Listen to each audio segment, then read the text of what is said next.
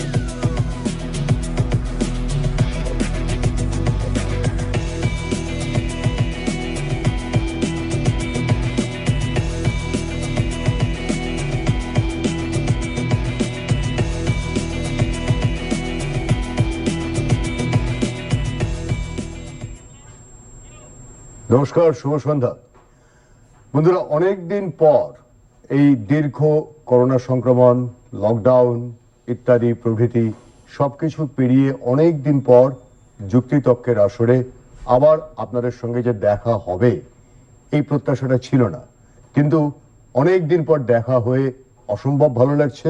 তার জন্য প্রথম ধন্যবাদটা প্রাপ্য হচ্ছে দূরদর্শন কর্তৃপক্ষ তো অবশ্যই, যারা এই মুহূর্তে ফ্লোরে রয়েছেন লাইভ অনুষ্ঠানে তারা সকলে অবশ্যই, এবং তার থেকেও বেশি পরিমাণে আপনারা যারা আমাদের সঙ্গে এত বছর ধরে রয়েছেন এবং এখনো রয়েছেন, আজকেও রয়েছেন। আমি জানি আজকের এই অনুষ্ঠানটার দিকে আমি তাকিয়েছিলাম বহুদিন ধরে, কিন্তু আপনাদের তাকিয়ে থাকাটা তার থেকেও বেশি। তাই সকলকে ধন্যবাদ জানাবো, এবং ধন্যবাদ জানিয়ে বলবো যে আজকে আমরা যে বিষয় নিয়ে কথা বলতে যাচ্ছি সেটা খুব গুরুত্বপূর্ণ। কারণ জাতীয় শিক্ষানীতি দীর্ঘ 34 বছর পর বদলালো শুধু নয়, আমূল সংস্কার বলতে যা বোঝায় তাই ঘটলো। সেটাকে নিয়ে নানান রকম কথাবার্তা বিভিন্ন মহল থেকে শোনা যাচ্ছে, আলোচনা হবে, কথা হবে, সেটাই আজকের আলোচনার বিষয়। কিন্তু শুরুতে একটা কথা জানিয়ে রাখা দরকার, সেটা হচ্ছে আমাদের 3টে টেলিফোন নাম্বার চট করে নোট করুন। 24235222, 24235223, 29712073, নিচে স্ক্রল করবে নাম্বারগুলো। অর্থাৎ আপনারা ফোন করতে পারেন, আপনাদের মতামত পরামর্শ জানাতে পারেন। আজকের দুজন অধ্যাপক আমাদের সঙ্গে রয়েছেন, তারা তাদের কথাবার্তা বলবেন, তাদেরকে প্রশ্ন রাখতে পারেন। শিক্ষানীতি নিয়ে অনেকের অনেক রকম প্রশ্ন থাকতেই পারে, আলোচনায় উঠে আসুক সে সমস্তই। তাই শুরুর কয়েকটা কথা জানিয়ে দিয়ে আপনাদের পরিচয় করিয়ে দেবো আমাদের আজকের বিশেষ দুই অতিথির সঙ্গে। এরা হচ্ছেন, দেখুন, গত 29 জুলাই ভারতবাসীর জন্য একটা বিশেষ দিন ছিল। সেই দিনটা আমাদের বাঙালির জন্য আরেকটু বেশি, কারণ 29 জুলাই হচ্ছে বিদ্যাসাগর মহাশয়ের প্রয়াণ দিবস। ওই দিনেই দীর্ঘ 34 বছর পর, মানে 5টা প্রজন্ম পেরিয়ে যাওয়ার পর শিক্ষানীতিতে আমূল সংস্কার ঘটল। এবং এই এনইপি বা ন্যাশনাল এডুকেশন পলিসি 2020, এটাকে যদি আমরা হিসাবে রাখি, অর্থাৎ বিষয় শিক্ষানীতিটাকে যদি আমরা হিসেবে রাখি, তাহলে দেখতে হবে, আমাদের ভাবতেই হবে, অবশ্যই ভাবতে হবে যে এর প্রস এন্ড কনস গুলো কি কি। মূলত যেগুলো চোখে পড়েছে সেগুলো মূলত প্রস। কিন্তু আসুন আলাপ করিয়ে দিয়ে আমাদের আজকে এই জাতীয় শিক্ষানীতি 2020 নিয়ে আলোচনা করতে যারা স্টুডিওতে এসেছেন তাদের সঙ্গে। আমার বাঁদিকে রয়েছেন অধ্যাপক ডক্টর সুজয় বিশ্বাস, এবং ইনি ডাইরেক্টর টেকনো ইন্ডিয়া এবং সিইও। তার পাশে রয়েছেন বঙ্গবাসী মর্নিং কলেজের অধ্যাপক দেবাশিস চৌধুরী। দেবাশিস বাবু এবং সঞ্জয় বাবু দুজনকেই আপনাদের স্বাগত জানাই আজকের আলোচনায়। তো জাতীয় শিক্ষানীতি, যা কিনা আপনারা দুজনেই অধ্যাপক, সুতরাং আপনাদেরই আলোচ্য বিষয়। তবে প্রথমে দেবাশিস বাবু আপনার কাছে যাচ্ছি। আমি জানতে চাইবো আপনার কাছে প্রথমে সেটা হচ্ছে, এটা একটা মস্ত বড় সমাপতন। তো যে কথাটা বলছিলাম যে 29 জুলাই বিদ্যাসাগর মহাশয়ের প্রয়াণ দিবস, ওই দিনেই শিক্ষানীতি ঘোষণা, এবং 34 বছর পর, মানে 5টা প্রজন্ম প্রায় পেরিয়ে গেছে মাঝখানে।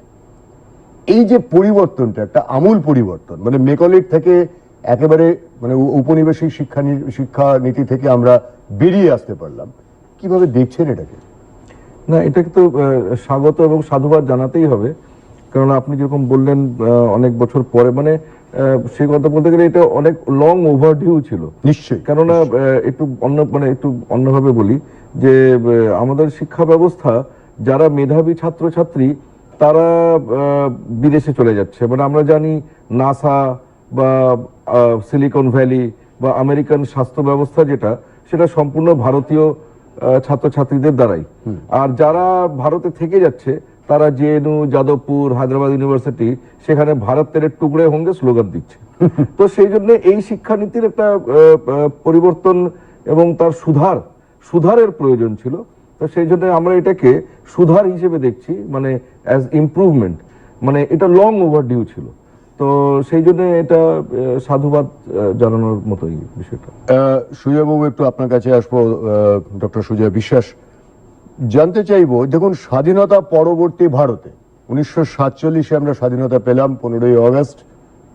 মানে র্যাডক্লিফের কলমের খোঁচায় একটা দেশকে মাঝ বরাবর চিরে দিয়ে একেবারে দ্বিজাতি তত্ত্বের ওপরে দাঁড়িয়ে স্বাধীনতা, যেখানে আমার মনে হয় যে শিক্ষার একটা বড় ঘাটতি না থাকলে স্বাধীনতা গ্রহণ করা সম্ভব ছিল না।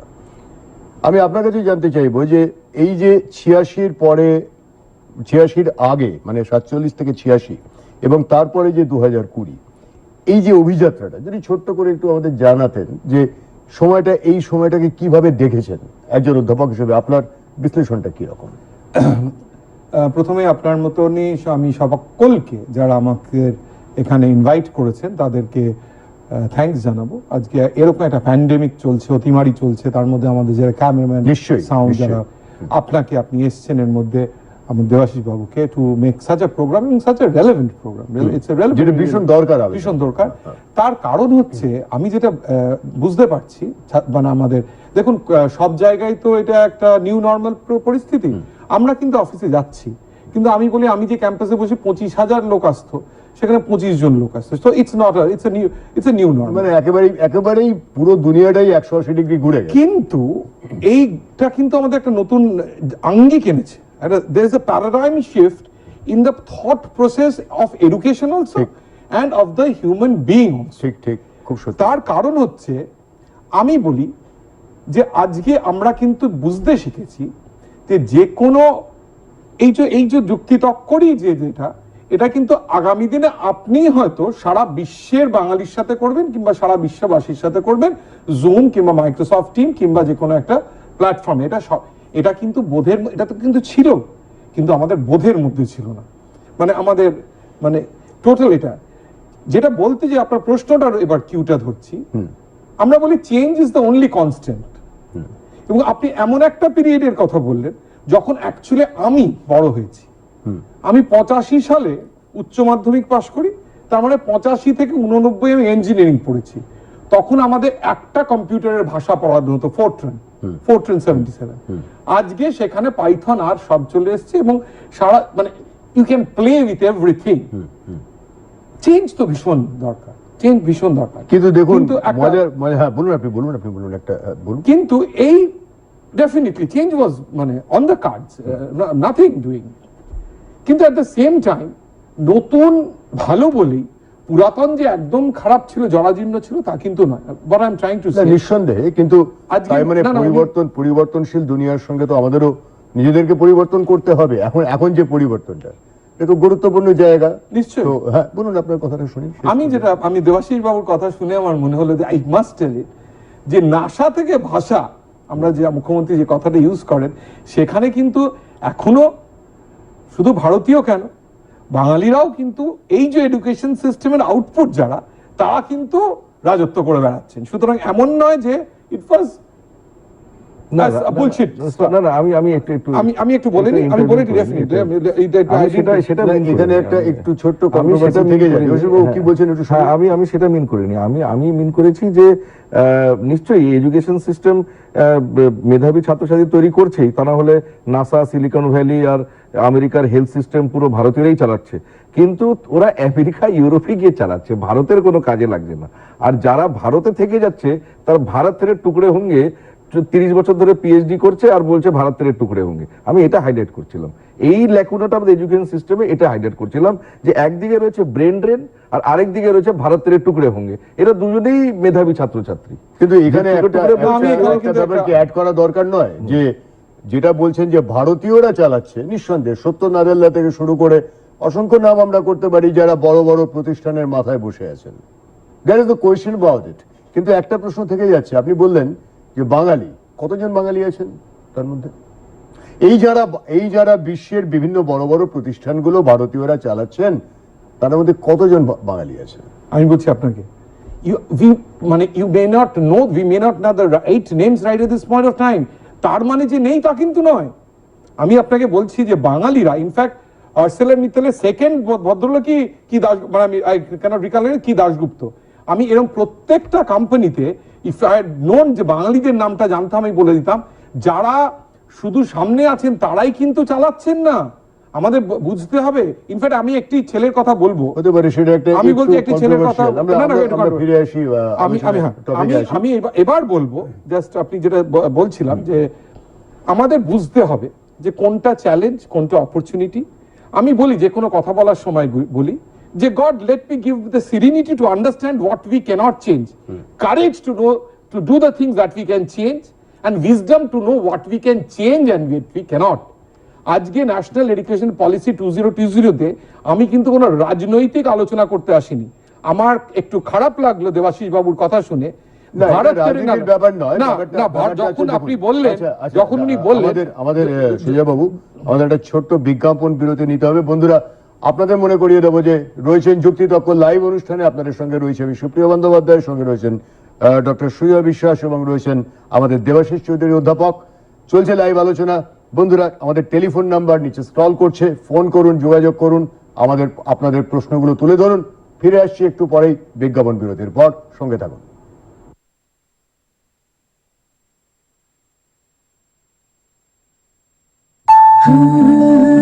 मेरा ही तो हिस्सा है तू, हर पल का किस्सा है तू, तुझको निहारो और फिर नजरें उतारो, खुशियाँ दे इतनी सारी सब तुम पे वारो। पर सोचती हूँ कभी कभी कब तक रहेंगी ये खुशियाँ बनी। अगले बच्चे से पहले रखेंगे 3 साल का फासला, ताकि मुन्ने की हो सही देखरेख और तुम दोनों हो सेहतमंद। फिर रहेंगी खुशियाँ बरकरार। और इसका एक सही तरीका है IUCD। महिलाओं के लिए सबसे असरदार लंबे समय वाले गर्भ निरोधक उपायों में से एक है IUCD। इसे आप डिलीवरी के तुरंत बाद या फिर बाद में कभी भी अपना सकते हैं।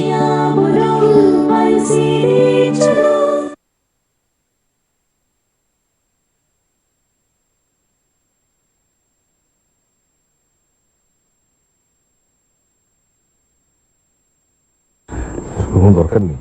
ফিরে এলাম লাইভ স্টুডিওতে। বন্ধুরা, রয়েছেন যুক্তি তক্কতে, আপনাদের সঙ্গে রয়েছি আমি সুপ্রিয় বন্দ্যোপাধ্যায়, রয়েছেন অধ্যাপক সুজয় বিশ্বাস এবং অধ্যাপক দেবাশিস চৌধুরী। দেবাশিস বাবু, শুরুতেই আমরা একটা একটুখানি বিতর্কিত জায়গায় চলে গিয়েছিলাম, কিন্তু আমি একটু আসতে চাইছি, জানতে চাইছি যে এই যে শিক্ষানীতি, এর থেকে আমরা পেলাম কি পয়েন্টস, মানে ধরুন যদি কি পয়েন্টস, মানে আমরা মোটামুটি এখন সবাই জানি, তবু ওই একটা ব্যাপার একটু আপনার কাছে জানতে চাইব, একজন অধ্যাপক হিসেবে যদি আপনি একটু ব্যাখ্যা করেন।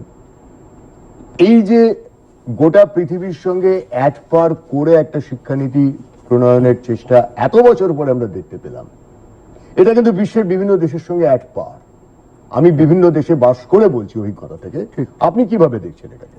এটাতে যেটা প্রথম মানে একদম মেন যে জায়গাটা সেটা হচ্ছে যে আমরা এখন অব্দি আমাদের যেটা শিক্ষানীতি ছিল সেখানে সরকার দায়িত্ব নিত 6 বছর বয়স থেকে। কেননা প্রথমে রাইট টু এডুকেশনের মধ্যে বলা ছিল 6 to 14 ইয়ার্স, 6 বছর থেকে 14 বছর, এবং তারপর 10+2+3 সিস্টেম ছিল, +3টা তো আফটার স্কুল, তো 10+2 স্কুল এডুকেশন ছিল 10+2, আর গভর্নমেন্টের দায়িত্ব ছিল ফ্রম 6 ইয়ার্স টু 14 ইয়ার্স, 6 থেকে 14। এটা এই শিক্ষানীতিতে প্রথমবার এটা হলো যে সরকার 3 বছর বয়স থেকে দায়িত্ব নিল, যেটাকে বলা হচ্ছে universalisation of early childhood care and education, ECCE। Government একদম ডিক্লেয়ার করলো যে, মানে ভারত সরকার, মানে মানে জাতীয় সরকার, সে ডিক্লেয়ার করলো যে এখন ভারতের প্রত্যেকটা শিশুর 3 বছর বয়স থেকে তার এডুকেশনের দায়িত্ব সরকার দিচ্ছে, যেখানে আগে ছিল 6 বছর বয়স থেকে দিত ফ্রম ক্লাস 1। তারপরে সিস্টেমটা করে দিল 5+3+3+4, 10+2 এর জায়গায় হয়ে গেল 5-3-3-4। তার মানে একটা দীর্ঘ যে 10 বছরের একটা মেয়াদ ছিল সেটাকে ভেঙে সেটাকে এক্সটেন্ড করলো। সেই 10 বছরটা 6 বছর থেকে শুরু হতো। আমি আপনার কাছে আবার ফিরবো, একটা টেলিফোন আছে, আমাদের এক দর্শক বন্ধু আছেন। হ্যালো, নমস্কার, কে বলছেন? হ্যালো হ্যালো হ্যালো, নমস্কার, কে বলছেন? নমস্কার স্যার। হ্যাঁ বলুন। নমস্কার।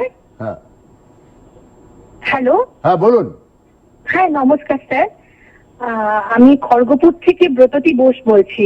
নমস্কার ব্রততী দেবী। আমার প্রশ্নটা হচ্ছে, জাতীয় শিক্ষানীতি 2020-তে আমরা দেখছি যে মানে মাধ্যমিক লেভেলের পরে যখন একটা ছাত্র উচ্চশিক্ষার আঙিনায় প্রবেশ করছে, ঠিক সেই সময় তার যে সাবজেক্ট কম্বিনেশন গুলো আমরা দেখছি, যে ফিজিক্সের পাশে সে ফ্যাশন ডিজাইনিংও পড়তে পারে, কিংবা সে ইতিহাসের সঙ্গে তার অন্য কোনো সাবজেক্ট যেটা হয়তো তাকে মানে এগোতে, বা ইতিহাসের সঙ্গে যেখানে রাষ্ট্রবিজ্ঞান থাকলে ভালো হয়, বা ফিজিক্সের সঙ্গে যেখানে ম্যাথ, কেমিস্ট্রি এগুলো থাকলে সে যেমন সাবজেক্টের উন্নতি করবে বলে আমরা জানি। নর্মালি যেটা হয় সাবজেক্টের সহযোগিতা করে আরেকটা সাবজেক্ট, তো এক্ষেত্রে দেখা যাচ্ছে যে কম্বিনেশনে যদি এরকম হয় যে ফ্যাশন ডিজাইনিং বা মিউজিক ঢুকে যাচ্ছে, সেক্ষেত্রে কি ছেলে বা মেয়েটির সেই সাবজেক্টের ক্ষেত্রে সার্বিক যে উন্নতি এবং তার যে অগ্রগতির ক্ষেত্রে যে পুরো সাবজেক্টটাকে জানা এবং বোঝার ক্ষেত্রে কি আগামী দিনে সমস্যা তৈরি হতে পারে? ধন্যবাদ আপনার প্রশ্নটির জন্য। চমৎকার প্রশ্ন প্রকৃতি দেবী, আপনি উত্তর দেন। আমি বলুন, সেরকম কোনো সমস্যা শুরু হবে না, কেননা এক তো এটা মানে আমরা যেটা আগে মাধ্যমিক উচ্চ মাধ্যমিক বুঝতাম, যেটা আমি বলছিলাম যে 10+2 মানে 10 বছর পরে একটা পরীক্ষা হতো মাধ্যমিক, তারপরে বাস 2 বছর থাকতো যেটাকে আমরা হায়ার সেকেন্ডারি বা উচ্চ মাধ্যমিক বলতাম। কিন্তু এখন ক্লাস 8 অব্দি ইউনিভার্সাল, মানে সবাই পড়বে 3 ল্যাঙ্গুয়েজ সিস্টেমে টিল ক্লাস 8 এর পর থেকে 9 থেকে 12 এখন উচ্চ মাধ্যমিক যেটা আমাদের 2 বছর ছিল সেটা 4 বছর, মানে ফ্রম 9 to 12 4 বছর এই হায়ার এডুকেশনটা থাকবে।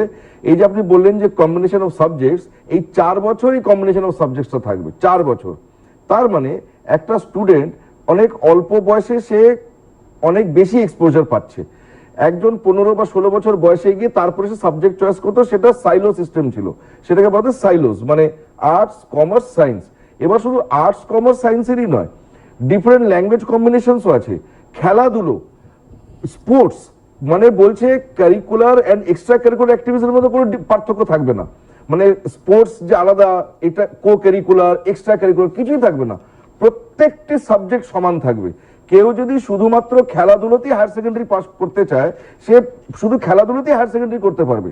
কেউ শুধু গান বা শিল্পতে হায়ার সেকেন্ডারি করতে চায়, সে তাতেই হায়ার সেকেন্ডারি, তাকে কোনো বাধ্যতামূলক অর্থাৎ কিনা শুধুমাত্র ধরুন একটা বিশেষ বিষয়ের ওপরেই আপনি কনসেন্ট্রেট করবেন, অথচ সামগ্রিকভাবে আপনার শিক্ষাটা অসম্পূর্ণ থেকে যাবে, এই লক্ষ্যটার থেকে ঘুরিয়ে দেওয়া হলো। কারণ একদল কেরানি তৈরি করার লক্ষ্যেই মেকলে প্রবর্তিত শিক্ষা ব্যবস্থা, যেটা ঔপনিবেশিক শিক্ষা ব্যবস্থা বলে আমরা জানতাম, সেইটাই চলে আসছিল। সুজয় বাবু, আপনার কাছে আমি জানতে চাইবো যে আপনি আমাকে একটু জানান, আমাদের জানান যে দর্শকদের, এই যে মেকলে প্রবর্তিত, লর্ড মেকলে প্রবর্তিত ঔপনিবেশিক শিক্ষা ব্যবস্থা, আর সেখান থেকে এই যে একটা যাকে বলে, মানে ইংরেজিতেই বলতে বাধ্য হচ্ছে, ড্রাস্টিক্যাল চেঞ্জ যাকে বলে, সেইখান থেকে যে কথাটা এক্ষুনি দেবাশিস বাবু বললেন যে সার্বিক শিক্ষায় মাতৃভাষা মাতৃদুগ্ধ, এই গ্রহণযোগ্যতাটা এতদিনে এলো কিনা আপনার কাছে এটার উত্তরটা কি? প্রথমে কথায় বলে যে if you don't have courage to lose shore of the sight that you cannot cross the ocean. ঠিক। আজকে আমি জাস্ট আপনাকে যদি জাস্ট 3টে মিনিট সময় দেন, আমি একটু হাইলাইটস গুলো করব of the new education policy 1, 2, 3, 4, 5, 6, 7 করে। 1 নম্বর হচ্ছে universalisation from early childhood education, যেটা অনেক দিনের, আমি বলছি আমি অ্যাসোসিয়েশন মেম্বার, এবং we were fighting with the government যে এটা আসুক, প্রি স্কুল আসুক। তার কারণ কেন প্রি স্কুল আসুক, তার কারণ আজকের বাবা মা এত ছোটবেলা থেকেই যে দুজনেই আর্থিকে জোগাড় করার জন্য দুজনেই কাজে চলে যাচ্ছেন, প্রি স্কুল এডুকেশন না হলে 6 to 14 ইটস বিকামিং লেট, কেন it's a very competitive world. এবং এটাতে করলে কি করলো, লাভটা কি হলো, ইন্টিগ্রেটিং প্রায় 2.5 কোটি স্কুল ছিলেন যেটা বাদ পড়ে যাচ্ছিল, তারা এখন যুক্ত হয়ে একদম। এবং সোশিও ইকোনমিক্যালি যারা চ্যালেঞ্জ, তারাও কিন্তু একটা ঠিক ঠিক ঠিক ঠিক এইটা খুব গুরুত্বপূর্ণ। এইটা আমি ওনার সাথে একটু ডিফার করলাম যে এই দেশ ভাঙর রাজনীতির, কিন্তু এটা কিন্তু ওই অন্তর্দয়া যেটা বলে যে রিচিং দ্য লাস্ট মাইল, কিন্তু এটা এনশিওর করেছে যে একদম, কেন ছোটবেলায় কিন্তু দেখুন বলে যে আর যাই করুক, আমরা তো শিক্ষার সাথে যুক্ত, এডুকেশনটা কিন্তু লোকে একদম ছোট থেকে বড় অব্দি দুটো জিনিসে স্যাক্রিফাইস করে না, একটা এডুকেশন আর একটা হেলথ। তবু হেলথ লোকে নিজের মতো ডাক্তারি করে নেয়, এডুকেশনটা কিন্তু নিজের মতো করা যায় না। শুধু আর্লি চাইল্ড এডুকেশন, যেটা 5 বছরের প্রি স্কুল থেকে ক্লাস 2, যেটা উনি বললেন, সেটা has been well taken care of. Second হচ্ছে আর্লি চাইল্ড কেয়ার এডুকেশন এবং অ্যাক্টিভিটি বেসড পেডাগজি। এই যে মাধ্যম যে কিভাবে শেখাবো, আজকে না আপনার সাথে অফলাইনে কথা হচ্ছিল, অনলাইন এডুকেশন কিন্তু সত্যি চলবে না, মানে ইট শুড বি ব্লেন্ডেড, আর মানে অফলাইন এন্ড অনলাইন। এটা কিন্তু প্রশ্নের বিষয়, কারণটা হচ্ছে দেখুন আমি এটা পরে যাচ্ছি, আমি 7টা পয়েন্ট বলার জন্য, এটা কিন্তু ডেডিকেটেড একটা মিশন, এটা কিন্তু একটা যে আপনার এই যে অ্যাক্টিভিটি বেসড পেডাগজি, এটা কিন্তু স্ট্রং ফাউন্ডেশন ফর এডুকেশন, 2 নম্বর। 3 নম্বর, এই যে রিজিড ডিস্টিংশন যেটা আমাদের এক্ষুনি যিনি ফোন করেছিলেন বললেন between curricular and co curricular activity, এটা ভীষণ দরকার ছিল। তার কারণ আমরা জানি না কোনটা আমি শুধু পড়ছি ঠিক, ঠিক, আর ঠিক, কোনটা ঠিক। আমার প্যাশন আছে। খুব দামি কথা এটা, খুব দামি কথা, খুব দামি। যেটা আজকে সেলফ ফাইন্যান্সড ইউনিভার্সিটি হওয়াতে আমাদের সুবিধা হয়েছে, আমরা কিন্তু বাজারে কোনটা কোন স্কিল লাগবে সেই অনুযায়ী কারিকুলাম করছিলাম। যে এখানে আর্টিফিশিয়াল ইন্টেলিজেন্স, অগমেন্টেড রিয়েলিটি, ঠিক, ভার্চুয়াল এটা করছিলাম, বাহ, এগুলো এটা কিন্তু চমৎকার, চমৎকার এটা কিন্তু point আপনার এটা। এতে নেই, সরকারি ঠিক। ইঞ্জিনিয়ারিং কলেজেও নেই। ঠিক, এবং সেইগুলো কিন্তু আমাদের করা অনেক ইজি, কেন ফাইল অত মুভ করতে আমাদের মাননীয় চ্যান্সেলর বললেই, প্রফেসর গৌতম রাজি বললেই আমাদের সেটা ইমপ্লিমেন্টেড হয়ে যায় ভাইস চ্যান্সেলর এবং কো চ্যান্সেলর এতে। সেইটা এখন কিন্তু এরা কিন্তু এই যে কো কারিকুলার করে একটা জায়গায় নিল। এবং provision of multiple entry and exit option, কোনো পড়াটাই বা আমাদের মতন দেশে পিছিয়ে যা পড়া দেশে অর্থনৈতিক যেখানে is not the strong point, অনেকটাই কিন্তু এডুকেশনে ভঙ্গ দিতে হয়। সেইটা কিন্তু ব্যাংক বলেছে, যেটা আমি বলছি, আমি সাতটা পয়েন্ট আমি জাস্ট নাম মেনশন করলে আপনি বল, Credit bank। Revamped curriculum, adult education, life long learning.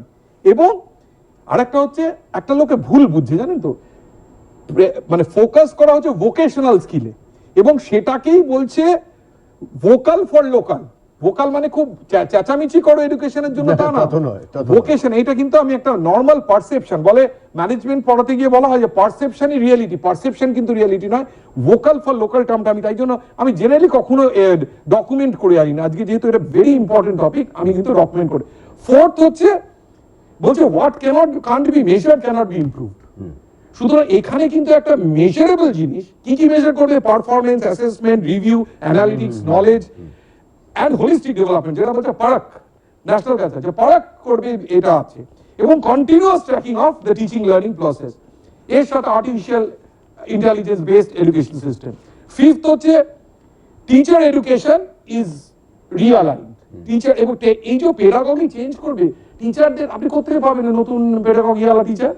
তার মানে টিচারদের করতে হবে, তার মধ্যে একটা স্ট্রেস রয়েছে যেটা টিচারদের করতে হবে। সিক্স হচ্ছে ক্রিয়েশন অফ একাডেমিক ক্রেডিট, যেটা জশী বাবু রাইটলি বলছিলাম, আমি জাস্ট এই পয়েন্টটা আসবো। এই যে কত ছেলে মেয়ে এই যে কলকাতার বাইরে পড়তে যাচ্ছে, পড়তে গিয়ে হয়তো 1 বছর বাদে এত হোম সিকনেস হচ্ছে, কিছু হয়তো র্যাগিং হচ্ছে, কি তার মানে তার সে 1 বছর 2 বছর চলে গেল, সে পারছে না। ঠিক।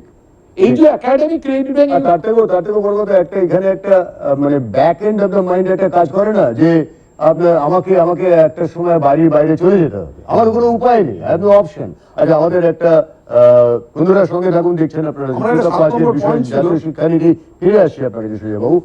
জাতীয় শিক্ষানীতি 2020 যেটা 34 বছর পরে পরিবর্তন হলো, তাই নিয়ে চলছে আলোচনা। রয়েছেন স্টুডিওতে অধ্যাপক দেবাশিস চৌধুরী, অধ্যাপক সুজয় বিশ্বাস এবং সঙ্গে রয়েছে আপনাদের সঙ্গে আমি সুপ্রিয় বন্দ্যোপাধ্যায়। বন্ধুরা একটু ছোট্ট একটা বিরতি নেব, বিরতি নিয়ে ফিরে আসবো লাইভ স্টুডিওতে। সঙ্গে থাকুন, দেখতে থাকুন যুক্তিতক্ক।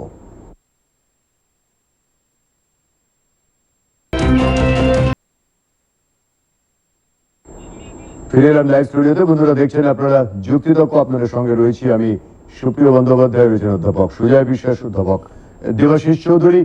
দুর্দান্ত আলোচনা চলছে যে ন্যাশনাল এডুকেশন পলিসি, জাতীয় শিক্ষানীতি 2020, শিক্ষায় মাতৃভাষায় মাতৃদুগ্ধ। এতদিন পরে এই কথাটির সম্মান ফিরে এলো বলে মনে করি।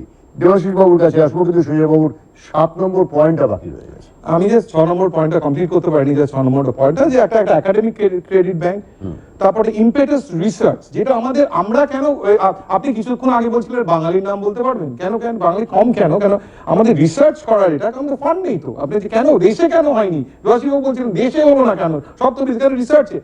সেটা একটা হচ্ছে গ্রেডেড অটোনমি এবং রিব্র্যান্ডিং অফ ইন্ডিয়ান এডুকেশন। আপনি যেটা বলছিলেন যে পাশ্চাত্যের, এটা কিন্তু আমরা যে ইঞ্জিনিয়ারিং পড়ি বলে অসুবিধা হয়নি কোনো, কিন্তু আমরা কিন্তু ছোটবেলা থেকে জেনে এসেছি যে জিআরই কি জিম্যাট দিতে গেলে 12+4 education was mandatory for a very long time. এটা তো বহু আগে থেকেই চলে, যারা অনার্স পাস করতো তাদের কিন্তু মাস্টার্স এর একটা বছর কমপ্লিট করে তারপর তারা কিন্তু ওখানে মাস্টার্স এ যেতে পারে। এবং 7th হচ্ছে সিম্পলিফাইড এন্ড কোজেন্ট স্ট্রাকচার এবং single regulatory body for higher education. আজকে যদি আমরা যে এই যে ইউনিভার্সিটি চালাই, আমরা যেটা ইন্ডিয়া বিশ্ববিদ্যালয় চালাই, আমাদের এআইসিটির অ্যাক্রিডিটেশন নিতে হচ্ছে, আমাদের বার কাউন্সিলের অ্যাক্রিডিটেশন নিচ্ছে, আমাদের কাউন্সিল অফ আর্কিটেকচারের অ্যাক্রিডিটেশন নিতে হচ্ছে, আমাদের ফার্মাসি কাউন্সিল অফ ইন্ডিয়ার অ্যাক্রিডিটেশন হচ্ছে, আমরা যদি নার্সিং চালাই নার্সিং কাউন্সিল, ডেন্টাল চালাই ডেন্টাল কাউন্সিল, মেডিকেল চালাই মেডিকেল, সব আলাদা আলাদা আলাদা। সব আলাদা আলাদা। আর শিক্ষা দেবাশিস বাবু, আমি কিন্তু আপনার কাছে আসবো। চমৎকার করে 7টা পয়েন্ট আমরা পেয়ে গেলাম। এবারে দেখুন, বেশ কিছু ইস্যুস রয়েছে, যে ইস্যুস গুলো সমালোচনার জায়গা আছে। সমালোচনার জায়গাগুলো যেমন যে প্রসঙ্গগুলো বারবার উঠে আসছে, একটা প্রসঙ্গ তো আমি জানি, সেটা একটা অর্থহীন বলার জন্য বলা, কেন সেমিস্টার করা হবে? সেমিস্টার সিস্টেমের সঙ্গে অ্যাকসেপ্টেড হতে বা অ্যাকাস্টমড হতে আমাদের সময় লাগবে। এই সমালোচনাটা অনেকদিন ধরেই শুনছি, 2019 সাল থেকে শুনছি, যখন থেকে প্রস্তাবনা এসেছিল। এখানে একটা ছোট্ট প্রশ্ন আছে, মানে আপনারা দুজনেই অধ্যাপক, আপনি একটু আমাকে জানান যে বিশ্বে এমন কোন একটা উন্নত দেশের শিক্ষা পরিষেবা ব্যবস্থা আপনি আমাকে দেখান যেখানে সেমিস্টার পদ্ধতির বাইরে শিক্ষা ব্যবস্থা চলছে। না, সেমেস্টার সিস্টেমটা ওটা কোনো ইস্যুই নয় এখানে, কেননা semester system already Calcutta university মানে হায়ার ইনস্টিটিউটে সেমেস্টার সিস্টেম হয়েই গেছে। আর উনি তো ঠিকই বলছিলেন যে ইঞ্জিনিয়ারিং আর টেকনিক্যাল এডুকেশনের সেমেস্টার সবসময়ই ছিল সায়েন্স বেস সাবজেক্টগুলোতে। এখন হিউম্যানিটিস আর্টসেও চলে এসছে, আর স্কুলে হবে। যেরকম একটা সিম্পল জিনিস, এই করোনার সমস্যাতে এতদিন ধরে স্কুল কলেজ বন্ধ আছে, যদি সেমেস্টার সিস্টেম না হতো তাহলে তো গোটা ইয়ারটাই 0 ইয়ার ডিক্লেয়ার হতো। এখন সেমেস্টার সিস্টেম আছে বলে কমসে কম আমরা একটা সেমেস্টার স্যালভেজ করে নেবো। যদি 6 মাসও যদি লকডাউন থাকে বা 6 মাস যদি পিছিয়ে যায়, তাহলে একটা সেমেস্টার পেছাবো, তাহলে তো গোটা বছরটাই নষ্ট হয়ে গেছিল।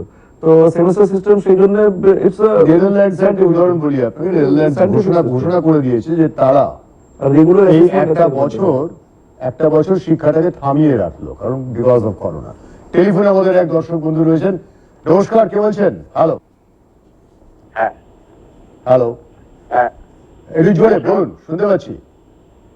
আমি আপনার মেদিনীপুর থেকে রবীন্দ্র বোস বলছি। হ্যাঁ বলুন। হ্যাঁ, আমার প্রশ্ন হচ্ছে এই যে মাতৃভাষায় শিক্ষার কথা জোরদার করা হচ্ছে, এটা ঠিক আছে, মাতৃভাষায় শিক্ষা দেওয়া জরুরি এবং এতে সাধারণ ছেলেমেয়ে যারা সমস্ত মানুষই সমস্ত ছাত্রছাত্রী উপকৃত হবে। কিন্তু দেখা গেছে কোনো কোনো সময় এই রাজ্যে স্লোগান তোলা মাতৃভাষাটায় শিক্ষাদানের জন্য বলা হয়েছে যে ইংরেজিটাকে অ্যাভয়েড করে দেওয়া হয়েছে, যার ফলে দেখা গেছে যে হায়ার স্টাডিতে যখন সে যাচ্ছে সে কিন্তু মুখ থুবড়ে পড়ছে, এবং হায়ার স্টাডিতে কিন্তু সেখানে মাতৃভাষার কিন্তু কোনো সুযোগ নেই, যে কোনো হায়ার স্টাডিতে। সেইখানে কিন্তু দেখা যাচ্ছে যে প্রাইভেট স্কুল থেকে যারা যাবে তারা কিন্তু সেখানে ডেভেলপ করে যাবে।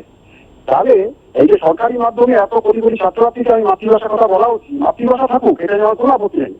তার সঙ্গে ইংরেজি এবং অন্যান্য যে ভাষা যেগুলো কম্পিটিটিভ ক্ষেত্রে এবং তার জীবনের ক্ষেত্রে আমার দেশের উন্নতির ক্ষেত্রে প্রয়োজন, সেই ভাষার উপর জোর দেওয়া দরকার যাতে হায়ার স্টাডিতে সুযোগ পায়।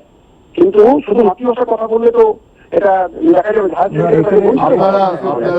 আপনার এই কথাটি চমৎকার, অসংখ্য ধন্যবাদ আপনার এই প্রশ্নটার জন্য। উনি যেটা বললেন যে মাতৃভাষা শিক্ষা নীতিতে তো এরকম কোনো কিছু নেই। আমি ল্যাঙ্গুয়েজটা বলে দিচ্ছি, On the contrary, আমি ল্যাঙ্গুয়েজের ব্যাপারটা বলে দিচ্ছি, ল্যাঙ্গুয়েজটা বলে দিচ্ছি। ল্যাঙ্গুয়েজে এখানে স্পেসিফিক্যালি বলা হয়েছে যে till class 8 mother tongue, mother language, local language, home language, এই তিনটের মধ্যে ইনস্ট্রাকশনে স্ট্রেস দেওয়া হচ্ছে। তারপর যেটা খুব গুরুত্বপূর্ণ সেটা হচ্ছে প্রত্যেকটা স্টেটকে 3 ল্যাঙ্গুয়েজ সিস্টেম ফলো করতে বলা হচ্ছে। 3 ল্যাঙ্গুয়েজ সিস্টেমের মধ্যে ইংলিশ, আর প্রত্যেকটা রাজ্য সরকারকে অধিকার দেওয়া হয়েছে সে 3টে ল্যাঙ্গুয়েজ কোনটা হবে সেটা সে সিদ্ধান্ত নেবে। ইতিমধ্যে কিছু কিছু রাজ্য জানিয়েও দিয়েছে এবং 3 ল্যাঙ্গুয়েজের মধ্যে একটা বাস্কেট অফ ল্যাঙ্গুয়েজ থাকবে। এবার এটার মধ্যে দুটো জিনিস বলা হয়েছে, একটা হচ্ছে ক্লাসিক্যাল ল্যাঙ্গুয়েজেস আছে, এখানে একটু সমালোচনাটা হয়ে যাবে, রাজনীতি হতে পারে, মানে ক্লাসিক্যাল ল্যাঙ্গুয়েজেস একটা বাস্কেট আছে। তার মধ্যে আপনি লক্ষ্য করবেন ক্লাসিক্যাল ল্যাঙ্গুয়েজেস এর মধ্যে তামিল, তেলেগু, মালায়ালাম, কান্নাডা, ওড়িয়া, সংস্কৃত, পালি, আর মধ্যে প্রাকৃত বা পালি, এরকম কিছু ল্যাঙ্গুয়েজেস আছে। ক্লাসিক্যাল ল্যাঙ্গুয়েজেস এর জন্য প্রত্যেকটা রাজ্য সরকারকে যখন এই আলোচনাগুলো হচ্ছিল, যেটা কমিটি ভুলে গেলাম যে কমিটির সুপারিশে হলো এটা, সেই কমিটি আলোচনা করছিল, তখন প্রত্যেক রাজ্যকে জিজ্ঞেস করেছিল, তখন ওয়েস্ট বেঙ্গল গভর্নমেন্ট বাংলা ভাষাকে ক্লাসিক্যাল ল্যাঙ্গুয়েজের জন্য পাঠায়নি, কোনো রেসপন্ডই করেনি। আমরা দেখছি ওড়িয়া ক্লাসিক্যাল ল্যাঙ্গুয়েজ হয়ে গেছে। এবার ক্লাসিক্যাল ল্যাঙ্গুয়েজ হওয়ার ফলে কি হচ্ছে, প্রত্যেকটা স্কুলে একটা অপশন থাকবে ফর ক্লাসিক্যাল ল্যাঙ্গুয়েজেস। দেবাশিস বাবু, এখানে একটা বিষয় এসে যাচ্ছে। গোটা সপ্তম শতক থেকে চর্যার সময় থেকে চলে আসে একটা ভাষা, সেটাকে নিশ্চয়ই একটা কোনো কনসিডারেশনের মধ্যে আনা হবে। আমি সুজয়বাবুর কাছে একটা জিনিস একটু জানতে চাইবো, আচ্ছা আপনি তো একটা বেসরকারি শিক্ষা প্রতিষ্ঠানের সঙ্গে যুক্ত, বিশ্ববিদ্যালয়। আমি একটা জিনিস শেষ করি, ল্যাঙ্গুয়েজ ভুলে গেছি, ল্যাঙ্গুয়েজ সরি। সেটা হচ্ছে যদি ধরুন একটা বিষয় আছে, যেহেতু মাতৃভাষার কথা বলা হয়েছে এবং সর্বভারতের জন্য বলা হয়েছে, তো রাজ্যের ভাষা আর মাতৃভাষার মধ্যে ডিস্টিংশন করা হয়েছে, সেই জন্য 3টে ক্যাটাগরি বলা হয়েছে: mother language, local language, home language.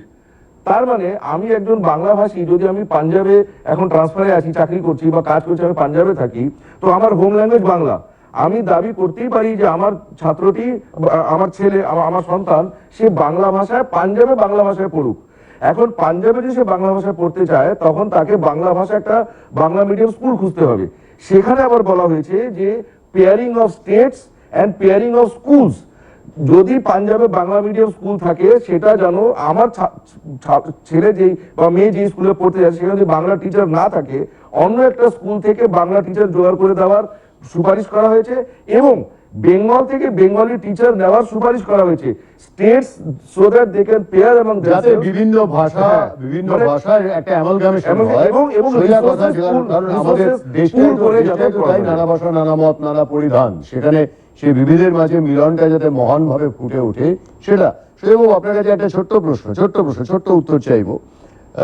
সেটা হচ্ছে যে বেসরকারি শিক্ষা প্রতিষ্ঠানগুলো এই যে ভাষাভিত্তিক বিভাজন বা এই যে শিক্ষানীতির এই যে স্ট্রাকচারাল ব্যাপারটা, বিশেষ করে মাধ্যমিকটাকে গুরুত্বটা কমিয়ে দেওয়া এবং বৃত্তিমূলক শিক্ষায় যদি যেতে চায়, আমি একটা ঘটনা বলবো একটু পরে, তাই সুজয়বাবু আপনাকে জানতে চাইবো, একটু যদি জানাতেন যে আপনারা বেসরকারি শিক্ষা প্রতিষ্ঠানগুলো এটাকে কিভাবে, কোনো বিশেষ সুবিধা কি পাচ্ছেন এর দ্বারা, কোন রকম?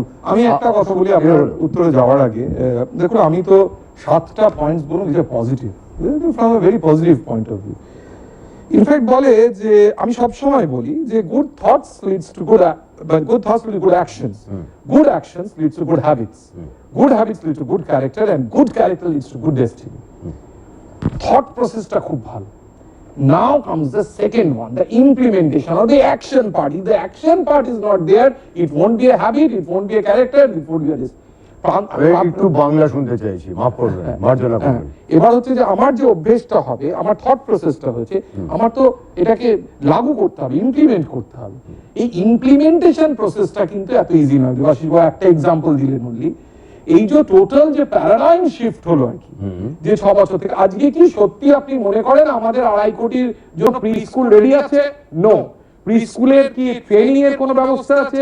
কোনো স্ট্যান্ডার্ড একটা ছোট্ট থেকে যায়, একটা নতুন, আপনি যখন একটা নতুন জুতো কেনেন, আপনাকে আগে থেকেই বুঝে নিতে হয় যে পরে প্রথম 7 দিন হাঁটতে গেলে আমার পায়ে একটা ফোসকা পড়বে।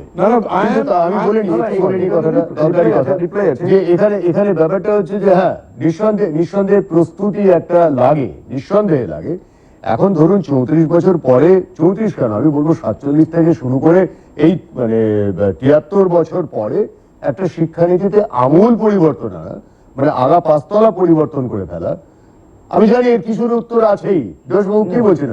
এখানে আছে, এখানে পরিষ্কার বলে দিচ্ছে যে এই যে 3 থেকে 6 বছর বয়স অবধি, মানে প্রি স্কুলের জন্য উইমেন অ্যান্ড চাইল্ড ডেভেলপমেন্ট দপ্তর ইনভলভ হবে, হেলথ এন্ড ফ্যামিলি ওয়েলফেয়ার দপ্তর ইনভলভ। তার মানে আইসিডিএস, আঙ্গনওয়াড়ি যে সেন্টার গুলো আছে, যেখানে পোলিও টিকা দেওয়া হতো, নিউট্রিশন দেওয়া হতো, আয়রন ট্যাবলেট দেওয়া হতো বাচ্চা, মানে সেগুলোকে to convert for educational purposes, যেগুলো গ্রামে, যেগুলো আঙ্গনওয়াড়ি আছে, যেগুলো আইসিডিএস আছে। আমি একটু না হেসে পারলাম না, সেটা ঠিক আছে, খুব ভালো করে আপনি পরে হাসুন সেটা। এবং আরেকটা দপ্তরকে ইনভলভ করেছে, সেটা হচ্ছে ট্রাইবাল অ্যাফেয়ার্স দপ্তরকে ইনভলভ করা হয়েছে এই প্রি স্কুল ব্যবস্থার জন্য। আর অবশ্যই নিশ্চয়ই একটা টিচিং প্রবলেম তো থাকবে, টিচিং প্রবলেম তো হবে, সরকার ভাবেনি এই বিষয়টা। অবশ্যই ভেবেছে, তার উদাহরণ আমরা দেখতেই পাচ্ছি। বন্ধুরা, দেখছেন যুক্তি তর্ক, রয়েছে আপনাদের সঙ্গে, রয়েছে আমি সুপ্রিয়, সঙ্গে রয়েছেন অধ্যাপক সুজয় বিশ্বাস এবং অধ্যাপক দেবাশিস চৌধুরী। একটা ছোট্ট বিজ্ঞাপন বিরতি নিয়ে ফিরে আসবো আবারও লাইভ অনুষ্ঠানে। সঙ্গে থাকুন, দেখতে থাকুন যুক্তি তর্ক।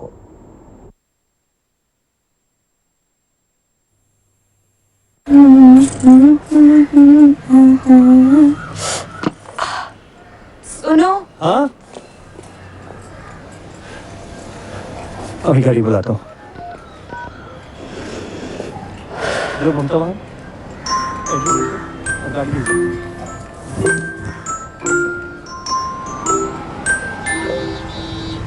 कर रही हो तुम? अब तक तैयार नहीं?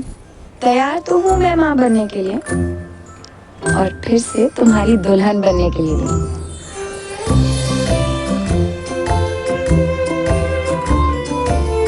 डॉक्टर, पिछली बार आप वो प्रसव पश्चात का बोल रहे प्रसव थे। पश्चात IUCD यानी PPIUCD डिलीवरी के तुरंत बाद अपनाने से आप बच्चों के बीच 3 साल का अंतर रख सकते हैं, सुरक्षित और भरोसेमंद। इससे आपको मिले बच्चे और पति को प्यार करने की पूरी आजादी। प्रसव पश्चात IUCD अपनाओ और दोनों रिश्ते निभाओ।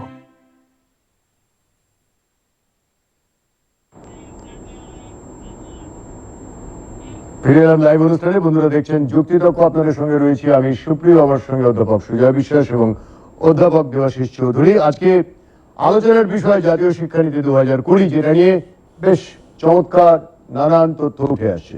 আচ্ছা, একটা প্রশ্ন বারবার করে যারা সমালোচনা করছেন তারা বলছেন, আমি এখানে একটু আগে বলেছিলাম আপনাদের জন্য একটা গল্প বলতে চাই। এই গল্প না, এটা আমার জীবনেরই একটা ঘটনা। জার্মানিতে আমার কন্যা ক্লাস 4-এ যখন ওঠে, তখন স্কুল থেকে বলা হয় যে সে জিমনাজিয়ামে যাবে। আমি ব্যাপারটা বুঝতে পারিনি প্রথমে। ক্লাস 4-এর শেষের দিকে এই তথ্যটা আমাদের বাড়িতে চিঠি দিয়ে জানানো হয়। আমি তখন জানতে পারলাম সেখানে 3 রকম স্কুল আছে। এক হচ্ছে জিমনাজিয়াম, যারা ভালো ছাত্রছাত্রী, যারা 12-13 ক্লাস পর্যন্ত পড়বে তারা যাবে জিমনাজিয়ামে। 2 হচ্ছে হোকশুলে, মানে যেখানে ক্লাস 10 পর্যন্ত পড়া হবে। হোক মানে হচ্ছে হাই স্কুল। আর 3 হচ্ছে মিশনশুলে, মানে মিক্সড স্কুল, যেখানে ক্লাস 8 অব্দি পড়ার পরে তারা হাতের কাজ শিখবে বা ইত্যাদি ইত্যাদিতে যাবে। তাহলে আমাকে একটু বলুন, এই যে 3টে ফরম্যাট, কি একটা ফোন আছে, একটা ফোনটা নিয়ে নি, তারপরে আসছি। হ্যাঁ, নমস্কার। হ্যালো হ্যালো, নমস্কার, কে বলছেন? হ্যালো। হ্যাঁ বলুন, শুনতে পাচ্ছি। হ্যাঁ, আমি নমস্কার, আমি উত্তরাখণ্ড থেকে বলছি, প্রবাসী বাঙালি। হ্যাঁ বলুন। আমি ওনার যে হলুদ রঙের যে পাঞ্জাবিটা পরে আছে, আমি আমাকে নমস্কার করলাম। ওনার কথা শুনে আমি খুব স্যাটিসফ্যাকশন, খুব সুন্দর সুন্দর ভাষায় কথা বললেন। আমার প্রশ্নটা হচ্ছে, আমার প্ল্যাটফর্মটা হচ্ছে, আমি নমস্কার করলাম আপনাকে, খুব ভালো লাগলো আপনার কথা, আমরা সন্তুষ্ট, আমি খুব স্যাটিসফাইড হয়েছি। আমার কথার প্রশ্নটা হচ্ছে স্যার, যে যারা ক্লাস 8 থেকে 10 অব্দি পড়াশোনা করবে, সেখানে যে বেসিক পয়েন্ট না থাকে, তাহলে যদি বাংলা ভাষা একটা থাকে, আর বেসিক পয়েন্ট যেটা ইংরেজি থাকবে, অঙ্কও থাকবে, মেজারমেন্টও থাকবে, সেটাই যদি না থাকে, কার্পেন্টার হয়ে যাবে, চাষার যে কাজ করবে সেখানে কিছুই থাকবে না। আগে যে কি করবে, এটি আমার প্রশ্ন ছিল। এই বেসিক পয়েন্টটা যেন ভালো থাকে, এই বেসিক পয়েন্টটা যদি আমার দেশটা যদি ভালো রাখে, তার জন্য আমার বিরাট আবেদন, এর বেসিক পয়েন্ট মাধ্যমিক অব্দি রাখা উচিত। এখন এটি আমি বলতে চাচ্ছি, এটি আমার আবেদন ছিল। ধন্যবাদ। না, একদম ঠিকই বলেছেন উনি। এখানে যেটা বলা হয়েছে, মানে ডিজায়ার্ড আউটকামস যেটা ড্রাফটের মধ্যে আছে, অ্যাকচুয়ালি পুরো নীতিটা 400 পাতার 500 পাতার একটা 75 পাতার একটা তার সামারি একটা গভর্নমেন্ট ওয়েবসাইটে আপলোড করেছে। আমরা সেটাই দেখছি, 75 পাতার ওটাই দেখছি। তো 75 পাতার যে মানে সামারিটা আপলোড হয়েছে গভর্নমেন্টের ওয়েবসাইটে, সেখান থেকে আমরা জানতে পারছি যে টিল ক্লাস 8, কারণ 8টা হচ্ছে আগে ক্লাস 2তে একটা অ্যাসেসমেন্ট করবে সরকার, ক্লাস 2তে অ্যাসেসমেন্ট করবে। কেন? প্রথমটা হচ্ছে 5+3+3+4, তার মানে প্রথমেই 5 বছর সরকার ইনভেস্ট করেছে মানে 5 বছর সরকার নজর দিয়েছে একটা শিশুর উপরে, 3 বছর বয়স থেকে নিয়ে 6 বছর বয়স অব্দি। তো 6 বছর বয়সে সে ক্লাস 1-এ উঠবে। ক্লাস 1-এ ওঠার আগেই ক্লাস 3-তে উঠবে। প্রথম 5 বছর পরে সে ক্লাস 2-তে উঠবে, ক্লাস 3-তে উঠবে। কেন? ফার্স্ট 5 হচ্ছে 3 বছর প্রি স্কুল, আর ক্লাস 1 and 2, তার মানে ক্লাস 2 এর পরেই সরকার একটা পরীক্ষা নেবে। তার জন্য নানান রকম ব্যবস্থা করা হয়েছে, ন্যাশনাল টেস্টিং এজেন্সি প্রভৃতি ইত্যাদি ইনফ্রাস্ট্রাকচার তৈরি হবে। মানে বোঝা যাবে সে কোন দিকে যেতে পারে।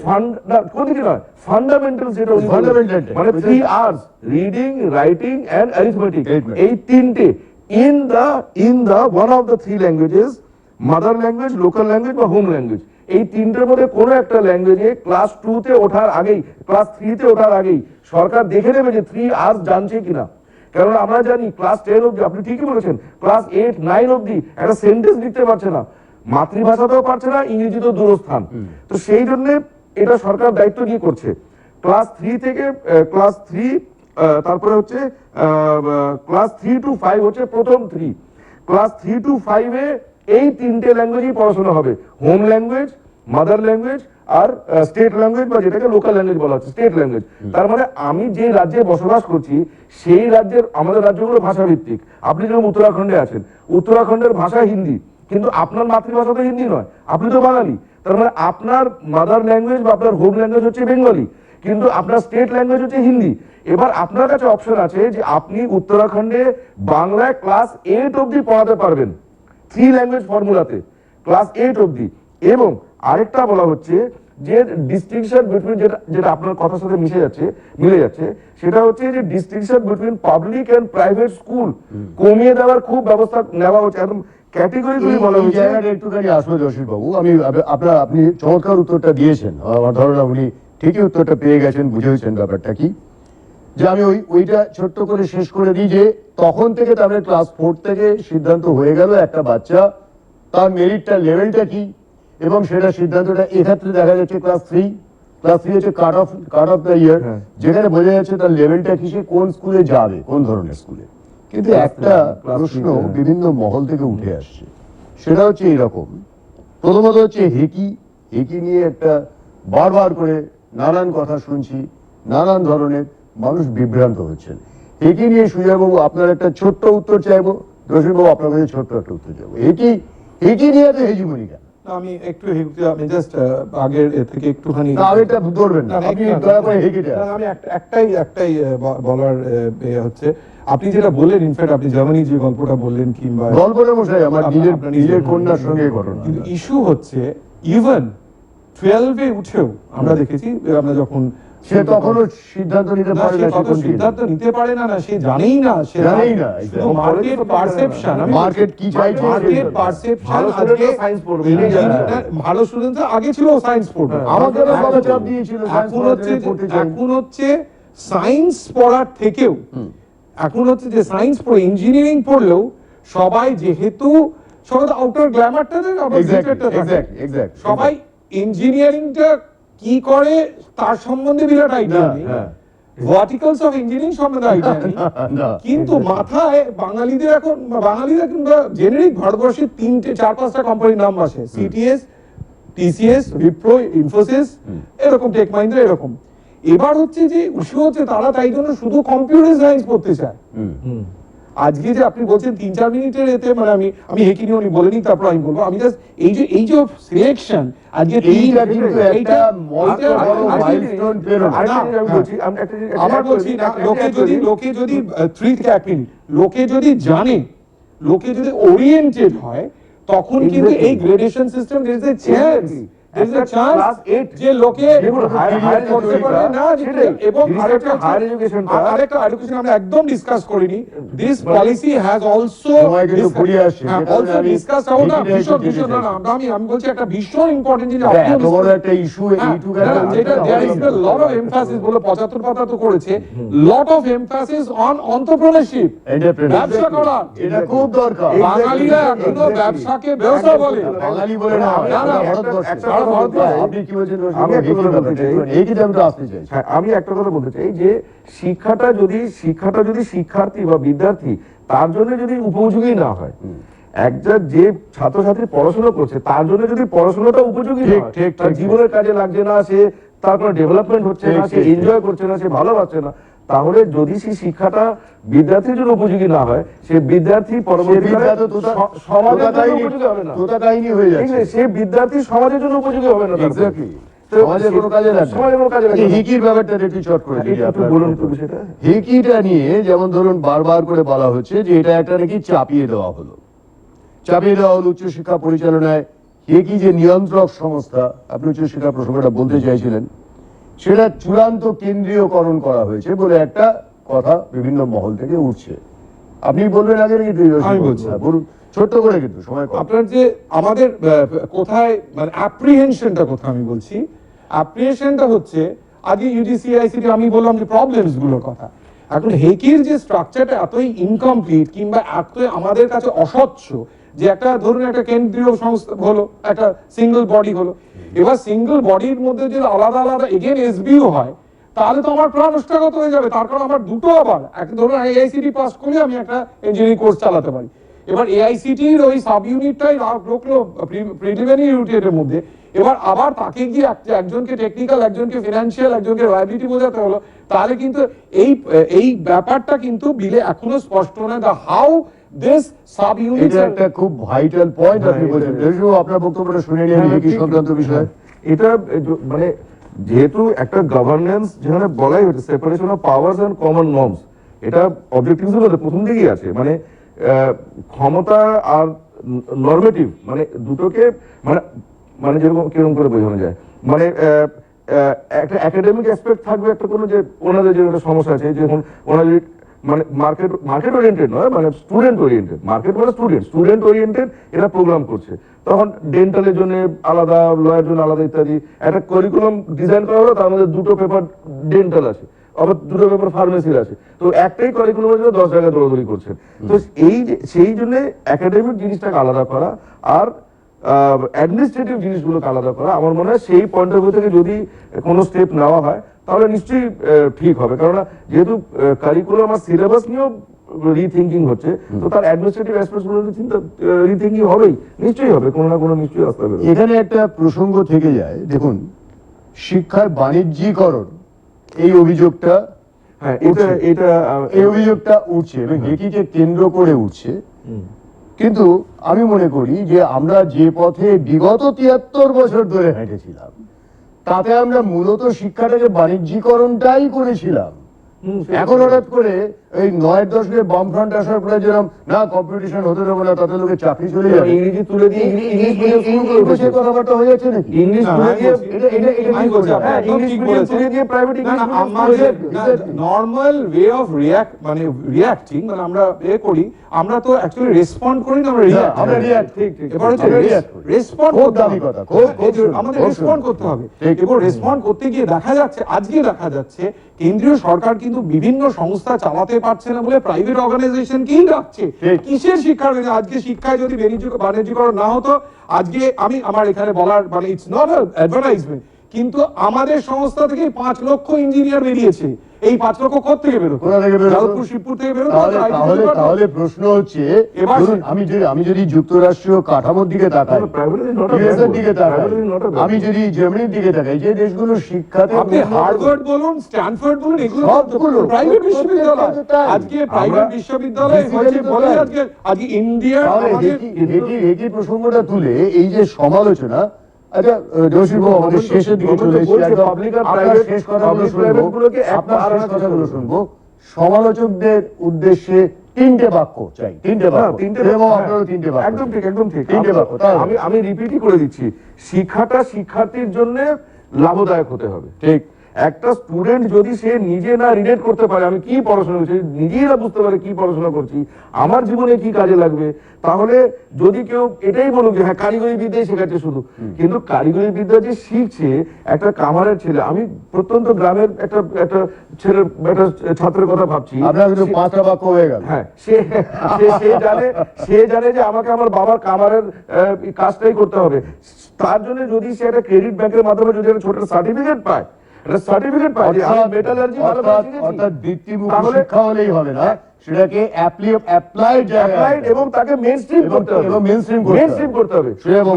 তিনটে বাক্য কিন্তু 8টা বাক্য নিয়ে নিয়েছে। আমি জাস্ট কটা সেন্টেন্স বলবো, বিকজ 3টে বাক্য আমি বলছি, হ্যাঁ 3টে থেকে 6টা হতে পারে, কিন্তু আমি বলছি একদম কি মুশকিল, বলছি যে আমি একটা কোনো আমি রেগুলার পারফর্মার, আমার প্রত্যেক সপ্তাহে আমার টেলিভিশনে প্রোগ্রাম হয়, আমি কোথাও এসেছি শুধু বাক্য দিয়ে চলে গেলাম, I'll get a 3টে বাক্য হয়ে গেল। কিন্তু আমি বলবো for all of the people, all the students, all the faculties, it's a challenging time. I'll end with উনি আমাকে বকা দিয়েছেন একটু ইংরেজি বলার জন্য, but with 10 with 3 or 4 sentences. When things go wrong, as they sometimes will, when the road you are trudging seems all uphill, when the funds are low and the debts are high, and you want to smile but you have to sigh, rest care when care is pressing down a bit. Rest if you must, but you don't quit. when care is pressing down your weight, rest if you must, but don't quit. কোত্থেকে coat করলেন? কোত্থেকে coat It's করলেন? a quote by anonymous, but it's called "Don't Quit." কোত্থেকে Anonymous. It's another. It's আচ্ছা, anonymous থেকে coat করলেন। তাহলে এবারে অনুষ্ঠানের বিদায় মুহূর্তে চট করে বলে দিই, যুক্তিতক্ক ঠিকানা হচ্ছে প্রযত্নে কেন্দ্র, অধিকর্তা দূরদর্শন কেন্দ্র, 18/2 দূরদর্শন সরণি, গল্ফ কলকাতা 700095। দর্শকদের সকলকে ধন্যবাদ, কারণ অনেকদিন পরে অনুষ্ঠানে এসে আপনাদের সঙ্গে পেয়ে খুব ভালো লেগেছে এবং আবারও সামনের বুধবারে ফিরে আসবো। ধন্যবাদ জানাই দেবাশিস বাবুকে, সুজয় বাবুকে আজকের অনুষ্ঠানে যোগ দেওয়ার জন্য। সুপ্রিয় বন্দ্যোপাধ্যায়, যুক্তিতক্ক দূরদর্শনের সকলের তরফ থেকে বিদায় নেওয়ার আগে মনে করিয়ে দিই, সুস্থ থাকুন, সুস্থ থাকার জন্য সতর্কতা বজায় রাখুন, মাস্ক পরুন, দূরত্ব বজায় রাখুন। করোনা মানেই শেষ নয়। নমস্কার, বিদায়।